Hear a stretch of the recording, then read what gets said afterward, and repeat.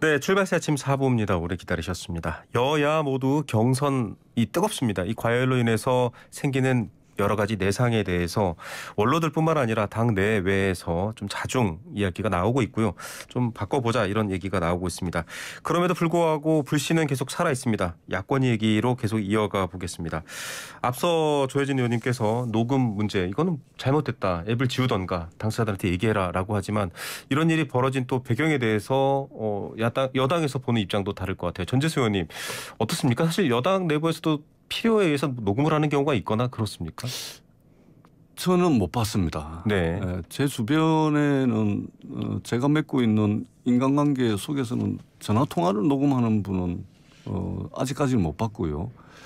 저는 이게 굉장히 심각합니다. 이게 여야 간이든 또는 이제 같은 당 내에서도 이게 기본적으로 믿음과 신뢰라는 것이 있어야 대화가 가능하고 협상이 가능하고 성과가 가능한 거거든요. 네. 그런데 이게 상대방이 녹음을 하고 있다고 네. 한번 생각을 해보세요. 속마음을 이야기할 수 있겠습니까? 자기 검열하게 되죠. 네네. 사실은 속마음을 절대 이야기를 할 수 없고 그러니까 믿음과 신뢰를 근거로 해가지고 협상이든 대화든 불가능한 구조입니다. 네. 그 자동으로 녹음된다고 자꾸 말씀을 하시는데 그 설정을 있잖아요. 오프 시키면 녹음 안 되거든요. 예. 그리고 근본적으로 알겠습니다. 앱을 지우면 되는 겁니다. 네. 자, 관련 문제에 대해서는 뭐 여야 입장이 비슷한 것 같습니다. 좀 관련해서 원희룡 지사와 또 여러 가지 얘기가 있었는데 그 배경으로 등장했던 게 사실은 경선에 대한 불공정에 대한 우려, 불만 이런 것들이 있습니다. 조혜진 의원님께서도 역선택 방지라든지 이런 부분들을 여러 매체를 통해서 또 얘기를 하셨습니다. 지금 야당의 경선 불공정 우려 어떤 배경에서 있다고 보십니까? 일단 원희룡 전 지사가 제기한 문제점 같은 경우는 네. 경선을 주관하는 당 지도부가 특정 후보들에 대해서 그 선호가 있다. 네. 그러니까 그 호불호가 있다. 네네. 좋아하는 후보, 또 싫어하는 후보가 있다. 네. 그 발언만 놓고 보면은 어떤 후보는 꼭 대통령 만들어야 되겠다. 네. 어떤 후보는 절대 대통령 되면 안 된다. 네. 이렇게 그 이해할 수 있는 발언들도 있었는데 네. 당 지도부라고 해서 그 좋아하는 후보, 싫어하는 후보가 없으리라는 부분은 없습니다. 네네. 문제는 그게 외부로 표출이 되거나 경선을 관리하는 과정에서 그게 작용을 하게 될 때 그거는 이제 공정한 경선 관리가 아니고 불공정, 편파적인 경선 관리가 되기 때문에 네. 당내 분열을 일으킬 뿐만 아니라 나중에는 결과가 나와도 승복하지 않고 본선에서 당이 하나로 이렇게 결집이 되지 못하는 요인이 되기 때문에 그래서 그 공정 경선 관리라는 게 굉장히 중요한 과제고 그것에 어긋나는 행동은 굉장히 심각한 문제인 것입니다. 네. 원희룡 전 지사가 문제를 제기한 데는 본인도 그렇게 표현했지만은 그런 데 대한 이제 그 문제인식이 있었던 것 같고 네.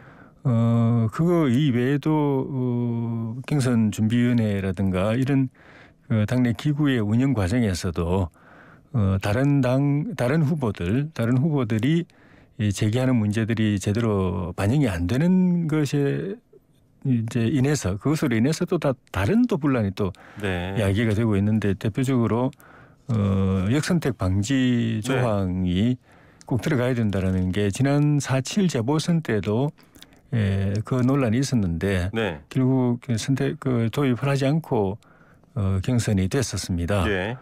근데 나중에 그게 결과론적으로 사후적으로 그 결과에 대한 이 마음으로 이렇게 승복하지 못하는 사태들이 있었어. 그게 이제 우리가 압승으로 끝났기 때문에 대외적으로 불거지진 않았는데 네네. 내부적으로는 상당히 그게 심각한 그 이의 제기가 있었고 다음 대통령 후보 경선 때는 이게 반드시 도입돼야 된다는 그런 이제 논의가 있었는데 네네. 지금도 뭐 여러 다른 후보들도 있지만 저희 후보들 같은 경우에는 네. 그 여론조사 데이터들을 쫙 분석해 보면 일관되게 최재형 후보에 대한 네네. 그런 그 역선택이 작용하고 있다. 특히 민주당 그 지지자들에 의한 역선택이 작용하고 있다. 그게 지금 지지율 상승에 조금 그 정체된 듯한 모습이 그 원인이 상당히 강하다. 네. 그 부분에 대해서는 국내 유력한 여론조사 기관의 대표도 네. 역선택 작용하고 있다고 저희 사적으로 확인을 해준 측면도 있고 하기 때문에 네.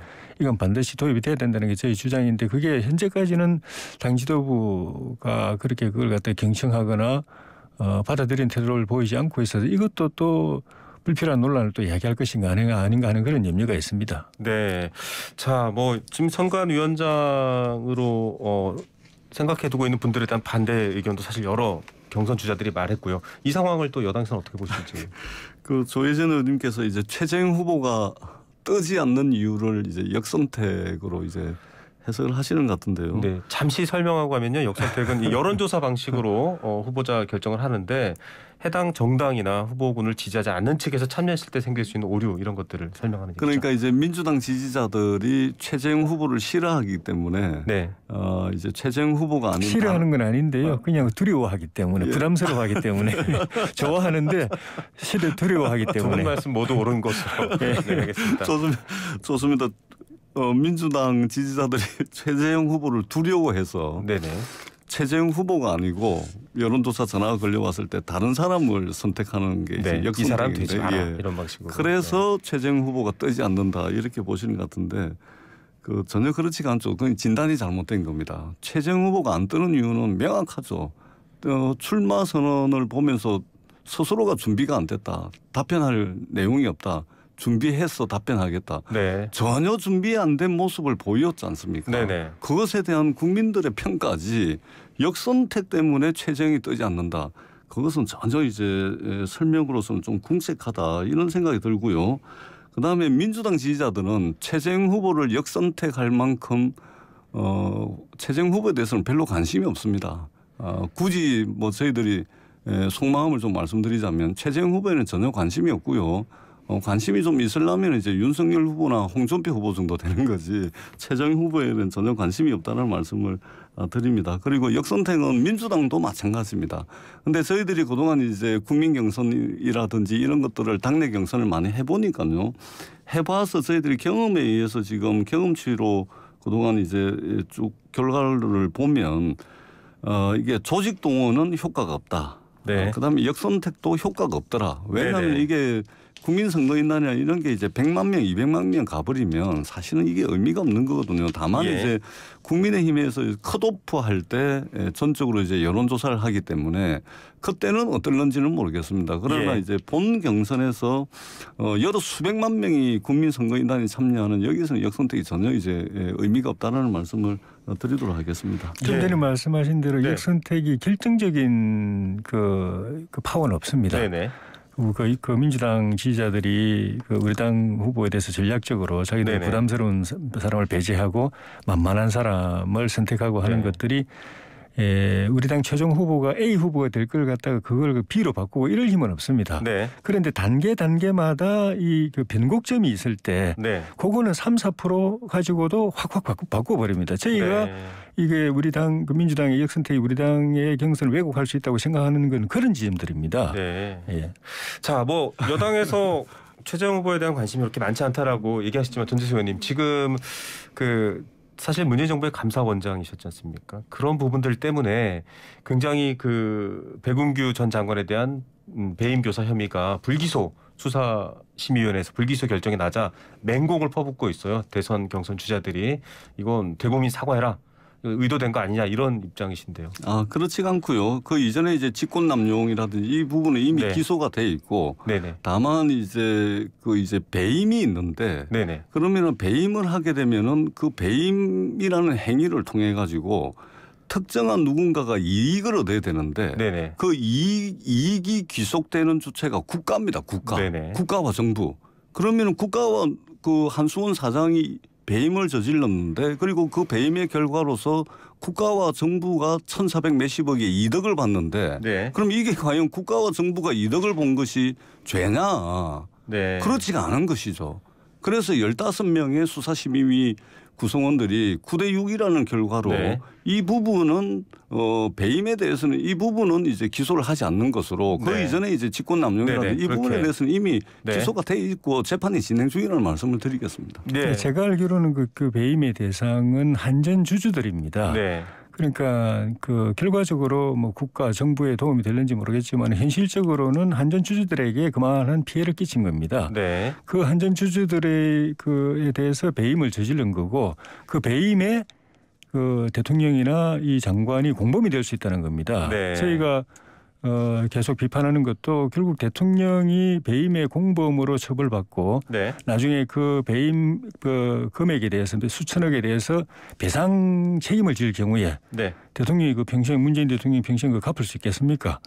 그러면 못 갚으면 노역형에 처해질 수도 있는 것이고 그걸 어떻게든 막아보려고 그 문 대통령께까지 네, 그 알겠습니다. 공범 혐의가 가는 걸 막으려고 저렇게 무리를 하는 것 아닌가 하는 그 점을 비판하는 겁니다. 자, 그럼 주제를 조금 요 주제는 다시 한번 여쭤보기로 하겠고요. 끝으로 어제 상임위 문체위 전체위에서 언론중재법 개정안 의결됐습니다.